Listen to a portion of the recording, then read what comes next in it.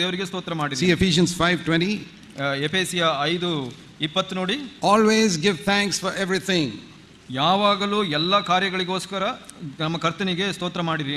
Now we Indian people have got a very bad habit. ನಾವು ಭಾರತೀಯರು ಒಂದು ಕೆಟ್ಟ ಒಂದು ಅಭ್ಯಾಸ ಇದೆ. Even believers. ಅವಿಶ್ವಾಸಿಗಳಲ್ಲಿ ಕೂಡ. God does something for us and we don't give him thanks. ದೇವರು ನಮ್ಗೆ ಏನಾದರೂ ಮಾಡಿದ್ರೆ ದೇವರಿಗೆ ನಾವು ಧನ್ಯವಾದ ಹೇಳೋದಿಲ್ಲ. We ask but we don't give thanks.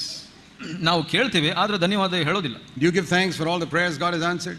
ನೀವು ದೇವರು ಉತ್ತರಿಸಿದ ಪ್ರಾರ್ಥನೆಗಳಿಗೆ ನೀವು ಧನ್ಯವಾದ ಹೇಳಿದ್ದೀರಾ? You pray so much that your child should pass in an examination. ನೀವು ಎಷ್ಟೊಂದು ಪ್ರಾರ್ಥನೆ ಮಾಡ್ತೀರಾ ನಿಮ್ಮ ಮಗು ಉತ್ತೀರ್ಣರಾಗಬೇಕು. And when the results come and your child got very good marks, ಫಲಿತಾಂಶ ಬಂತು, ಒಳ್ಳೆ ರಿಸಲ್ಟ್ ಬಂತು, you are very happy. ನಿಮಗೆ ಬಹಳ ಸಂತೋಷ ಆಯ್ತು. But you don't stop and say, okay, let's give thanks now. ನೀವು ನಿಂತು ಇವಾಗ ದೇವರಿಗೆ ಸ್ತೋತ್ರ ಮಾಡೋಣ, ಧನ್ಯವಾದ. We forget to give thanks. ನೀವು ಮರ್ತೋಗ್ಬಿಡ್ತೀರಾ ದೇವರಿಗೆ ಕೃತಜ್ಞತೆ ಹೇಳಲಿಕ್ಕೆ. We never forget to pray. ನೀವು ಪ್ರಾರ್ಥನೆ ಮಾಡೋಕೆ ಮರೆಯೋದಿಲ್ಲ. You forget to pray before the examination? ಪರೀಕ್ಷೆಗೆ ಮೊದಲು ಪ್ರಾರ್ಥನೆ ಮಾಡ್ತೀರಾ? Never. You never forget to pray before the examination. ನೀವು ಮರೆಯೋದಿಲ್ಲ ಪ್ರಾರ್ಥನೆ ಮಾಡೋದಕ್ಕೆ ಪರೀಕ್ಷೆಗೆ ಮೊದಲು. You'll always remember. ನೀವು ಯಾವಾಗಲೂ ನೆನಪಿಟ್ಕೊಂತೀರಿ. But after the results come, ಫಲಿತಾಂಶ ಬಂದಾಗ we forget to stop, say thank you Lord for what you did for me. ನಾವು ನಿಂತು ದೇವರಿಗೆ ಕೃತಜ್ಞತೆಯನ್ನು ಹೇಳೋದನ್ನ ಮರ್ತೋಗ್ತೀವಿ. And we are like that towards each other also. ನಾವು ಒಬ್ಬೊಬ್ಬರಿಗೆ ಕೂಡ ಹಾಗೆ ಇದ್ದೀವಿ.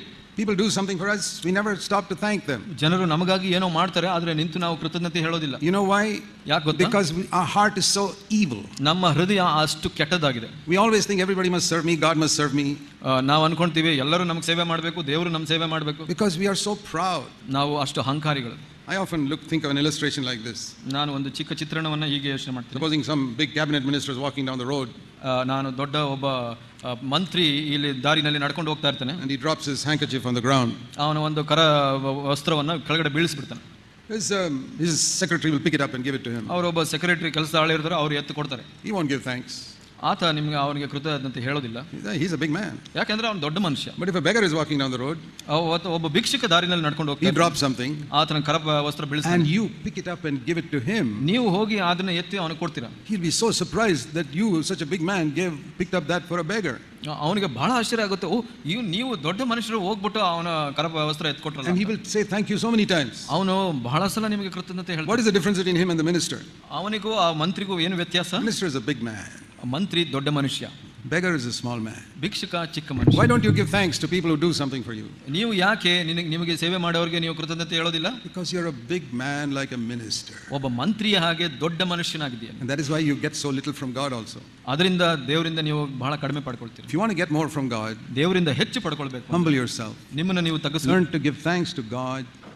ದೇವರಿಗೆ ಯಾವಾಗಲೂ ಕೃತಜ್ಞತೆ ಪ್ರತಿಯೊಂದಕ್ಕೂ. And learn to give thanks to other people who serve you in a small way.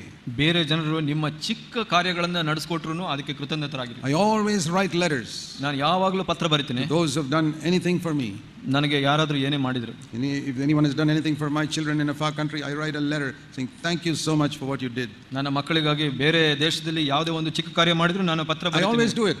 ನಾನು ಯಾವಾಗಲೂ ಮಾಡ್ತೀನಿ. You know why? ಯಾಕೆ ಗೊತ್ತಾ? Because I'm not a big man like a minister. ನಾನು ಮಂತ್ರಿ ಹಾಗೆ ದೊಡ್ಡ ಮನುಷ್ಯನಲ್ಲ. I'm a very small man. ನಾನು ಬಹಳ ಚಿಕ್ಕ ಮನುಷ್ಯ. And therefore God gives me so much. ಅದಕ್ಕಾಗಿ ದೇವರು ನನಗೆ I get so much from God, I tell you. ನಾನು ಹೇಳ್ತೀನಿ ದೇವರು ನನ್ನಿಂದ ಎಷ್ಟು ಪಡ್ಕೊಳ್ತೀನಿ ನಾನು. Why are you so spiritually poor? ಯಾಕೆ ನೀವು ಆತ್ಮಿಕವಾಗಿ ಬಡವರಾಗಿದ್ದೀರಾ? Because God doesn't give to rich people. ಶ್ರೀಮಂತರಿಗೆ ದೇವರು ಏನೂ ಕೊಡೋದಿಲ್ಲ. Have you read this verse? ಈ ವಚನವನ್ನು ಓದಿದ್ದೀರಾ? Let me show it to you here in Luke's Gospel. ಲೂಕ ಸುವಾರ್ತೆಯಲ್ಲಿ ನೋಡೋಣ. Chapter 1. 1ನೇ ಅಧ್ಯಾಯ verse 53. 53ನೇ ವಚನ. The last part. ಕಡೆಯ ಭಾಗ. God sends the rich people away empty-handed. ಸ್ಥಿತಿವಂತರನ್ನು ಬರಿಗೈಯಲ್ಲಿ ಕಳಿಸಿ ಬಿಟ್ಟಿದ್ದಾನೆ. I like that. ನನಗೆ ಇಷ್ಟ ಈ ವಾಕ್ಯ. Some rich man comes to God and God says go away, I've got nothing to give you. ಯಾರಾದರೂ ಶ್ರೀಮಂತ ದೇವರ ಬಳಿ ಬಂದ್ರೆ ನೀನು ಹಾಗೆ ಹೋಗು, ನನ್ನ ಹತ್ರ ಏನಿಲ್ಲ ನಿನಗೆ ಕೊಡ್ಲಿಕ್ಕೆ. Humble yourself. ಅದರಿಂದ ನೀವು ತಗ್ಗಿಸ್ಕೊಳ್ಳಿ. Humble yourself before God and humble yourself before man. ದೇವರ ಮುಂದೆ ಇತರರ ಮುಂದೆ ನಿಮ್ಮನ್ನು ನೀವು ತಗ್ಗಿಸ್ಕೊಳ್ಳಿ. Learn to be thankful for every little thing. ಎಲ್ಲಾ ಚಿಕ್ಕ ವಿಷಯಗಳಿಗಾಗಿ ಕೃತಜ್ಞರಾಗಿರಿ. Never forget it. ಯಾವಾಗಲೂ ಮರೆತು ಬಿಡಬೇಡಿ. I sometimes write to some brother after 20 years. ನಾನು 20 ವರ್ಷದ ನಂತರ ಕೆಲವು ಸಹೋದರರಿಗೆ ಪತ್ರ ಬರೀತೀನಿ. Brother, I have not forgotten how when I was in need you drove me in your car from one place to another when I didn't have anybody to drive me there.